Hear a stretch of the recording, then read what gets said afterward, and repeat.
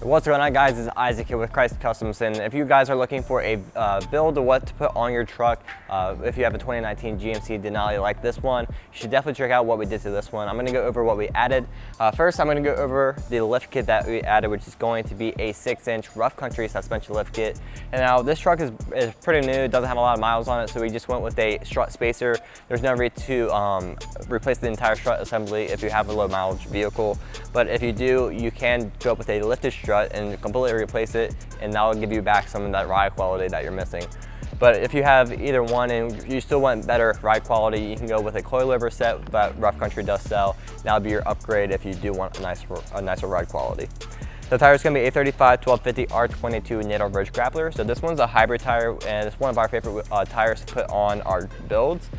This one's going to be great for on-road and off-road performance, as well as getting a nice wear life and also the aggressive look of the tire. If you wanted some different options, you can go with more of an all-terrain tire, which is going to have the Nitto Grappler G2, which is going to give you more performance on the road and better tread life. But if you want to go with more of an aggressive look, you can go with the mud terrain tire, which is going to be the Trail Grappler. So down here, you're going to have a 22x12 TIS 548 in the gloss black and milled.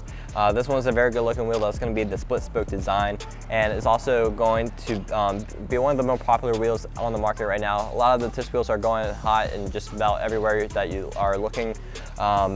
One of the main reasons is because they just stand out so well and they look really good on any truck you put them on.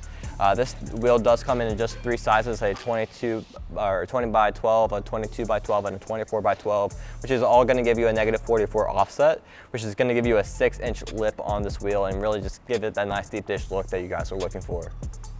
If you guys like this build or have any questions about what you should be doing with your truck, you can give us a call.